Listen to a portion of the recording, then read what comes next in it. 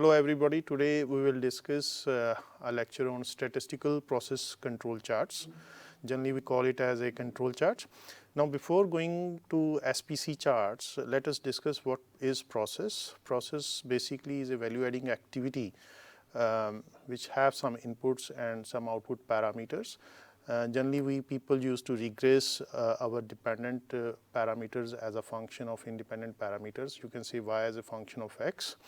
So a process basically is a value adding activity having some input and output parameters. Now the problem is that whenever the input parameters they vary, it causes output to vary. So this will leads to process variation. So the devil is the deviation. No two things can ever be made exactly alike, just like no two things are alike in nature. So variation cannot be avoided in life. Every process has variation, every measurement, every sample. So we cannot eliminate all the variations, but we can control them.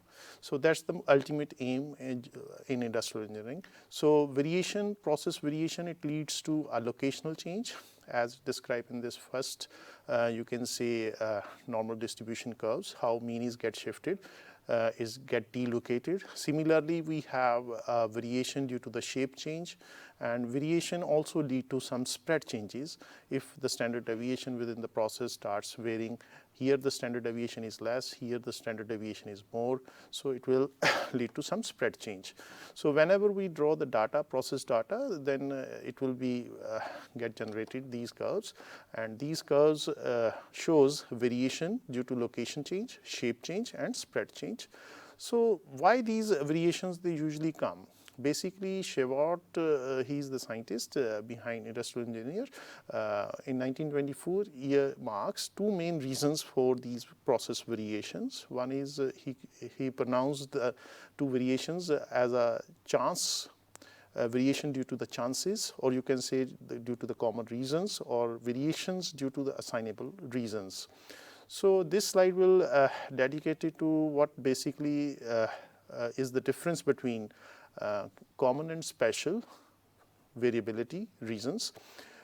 Common cause attributes, they are on the left column, and special cause attributes, they are on the y column. Common causes, they are small. They will lead to small variations, and they are natural, they are inherent, you can say, while special causes, they are large variations, they are unnatural, and they cause a huge shift, a huge fluctuation in the process output variable.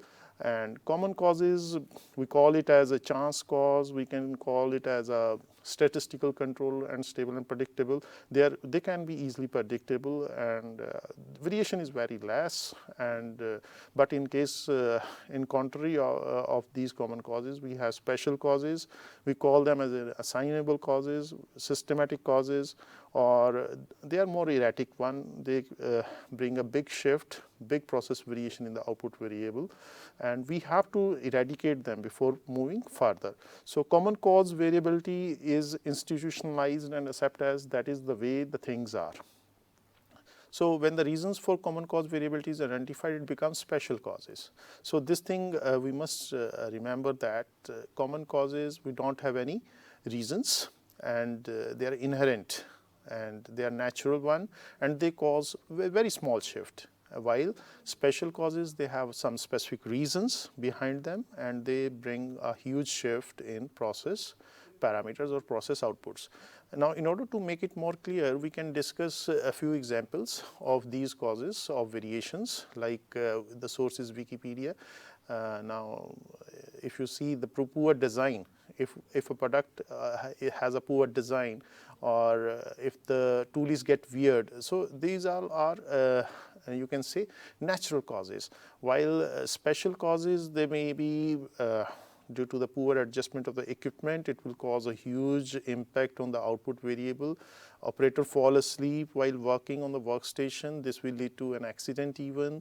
So we have to take it seriously. Special causes cause special variations. So our aims of our statistical process control charts, our primary purpose of drawing SPC chart is to detect assignable causes, or you can say the special causes of variation that cause significant process shift, so that investigation and corrective action may be undertaken to rid the process of assignable causes of variation before too many non-conforming units are produced. Otherwise, it will lead to a huge, you can say, production cost. In other words, to keep the process in statistical control, you can say in nutshell. We have some secondary objectives also to reduce the variability in a process, to help the process perform consistently and predictably, and to help estimate the parameters of a process and establish its process capability. So these are a few primary and secondary objectives that why we go for SPC charts. Here in this slide we have discussed some elements of SPC charts. Dr. Walter A. Shewart of Bell Laboratories in 1924, he is the father of SPC chart. He has firstly graphically plot the control charts. Basically, we have three elements in any control chart. One is the central line. Central line represents the mean operating level of the process, and we have some lower control and upper control limits. We call it as LCL and UCL. They are vital guidelines for deciding when action should be taken in a process. So if the process varies within lower and upper control limit like this, if the process parameter vary within these, this is due to the common reasons, due to the common causes, you can say. The variation is very less and it is in control. There is no need to worry at all. But sometimes the process parameter get varied due to the special reason, due to the special causes, or you can say due to the assignable causes. Then this point will come out of lower and upper control limit. So moment these points go beyond the UCL or LCL, you can say the process become out of control. So in this way we used to check the stability over a time, period of time, that how the process is behaving. Now this slide will tell you the anatomy of SPC charts. Say this is supposed to be the green line is the mean line, and generally we have upper and lower control limit at plus minus 3 sigma, where sigma denotes a standard deviation. So this is the region where the process is out of control due to special causes, this one. And similarly, this is the reason where the process is out of control due to some special reasons.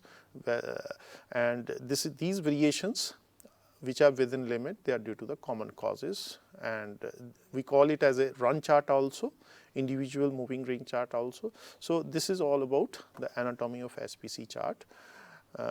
Now you can see on this slide, we can see the contrary corresponding, you can say the normal distribution curve also. If you draw the data of process data on a control chart, it will look like this, and if you draw a corresponding normal distribution curve, it will be shown like this. All these small, you can say,